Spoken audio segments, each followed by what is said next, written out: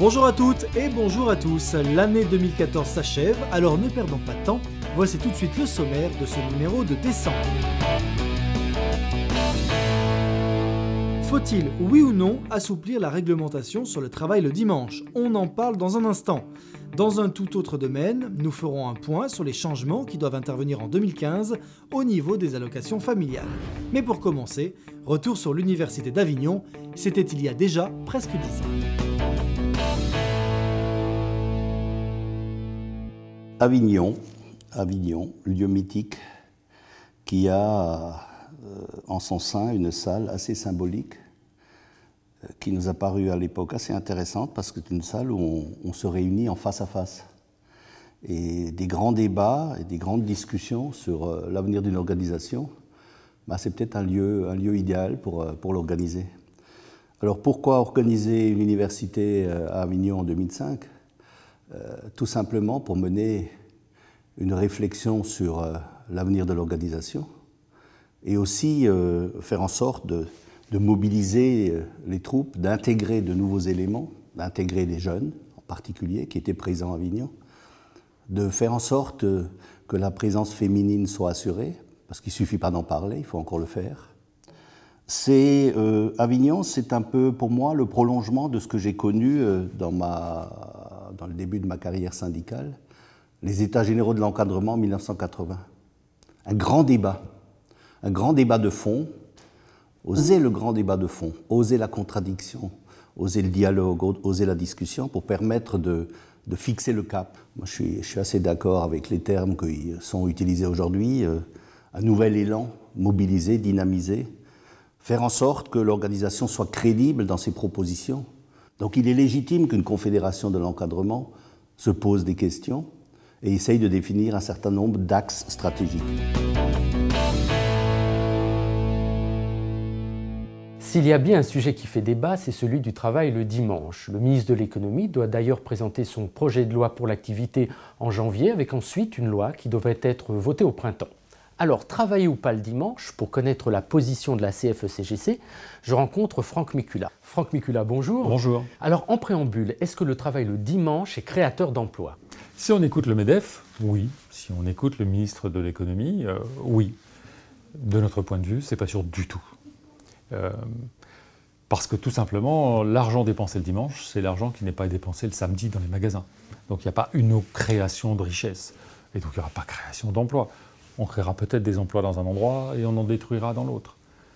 Sauf peut-être avec une ouverture le dimanche dans des zones touristiques bien déterminées où effectivement les touristes étrangers, on préfère qu'ils viennent faire les cours chez nous plutôt qu'à Milan ou à Londres. Donc là, il pourrait y avoir des créations d'emplois. Et les Français, ils veulent travailler le dimanche? Selon qu'ils répondent en tant que citoyens ou en tant que salariés, ils ne répondent pas la même chose. En tant que citoyens, oui, ils aiment bien faire leurs courses le dimanche.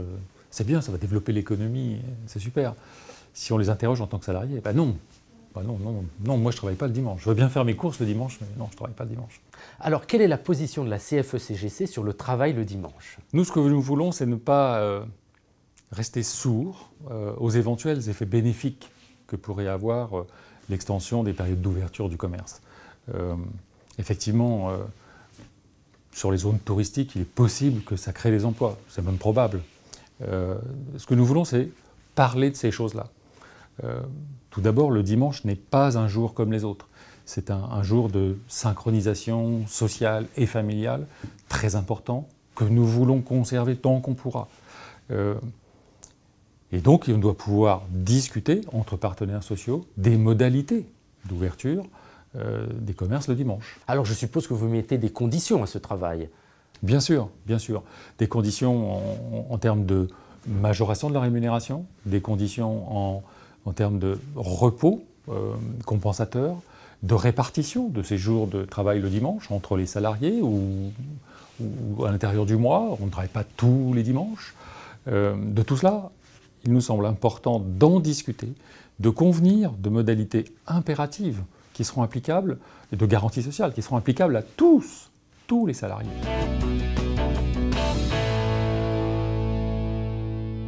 Il est temps maintenant de découvrir le chiffre du mois, un chiffre emblématique puisqu'il s'agit du 70, comme les 70 ans de la CFE-CGC qui célébrera son anniversaire le 8 décembre.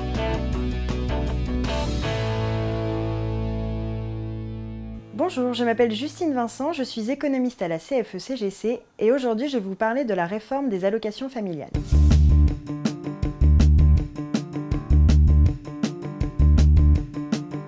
Il s'agit d'une prestation versée par les CAF à tous les foyers ayant à charge au moins 2 enfants de moins de 20 ans. Dans leur forme actuelle, les allocations familiales permettent une redistribution horizontale entre les familles qui ont la charge d'un enfant et ceux qui n'en ont pas. Ainsi, seul le nombre d'enfants compte pour déterminer le montant des allocations familiales. À fin 2013, ce sont 5 millions de familles qui ont perçu des allocations familiales pour un montant total de 12,5 milliards d'euros. À noter qu'un tiers des bénéficiaires des allocations familiales ne perçoivent que cette allocation. Un amendement au projet de loi de financement de la Sécurité sociale introduit la modulation des allocations familiales. Si cette mesure venait à être adoptée définitivement, les allocations familiales seraient divisées par 2 à partir de 6 000 € de revenus pour un couple avec 2 enfants et par 4 à partir de 8 000 € de revenus. Pour la CFE-CGC, la modulation des allocations familiales est inadmissible. Cela revient à renier la solidarité qui existe entre les familles qui n'ont pas d'enfants et celles qui en ont. Par ailleurs, la CFE-CGC dénonce cette logique fatale qui consiste à cantonner les classes moyennes à un rôle de payeurs sans droit. 360 le MAC de décembre touche à sa fin, on se retrouve maintenant l'année prochaine. D'ici là, passez d'excellentes fêtes et surtout prenez soin de vous. A bientôt, ciao.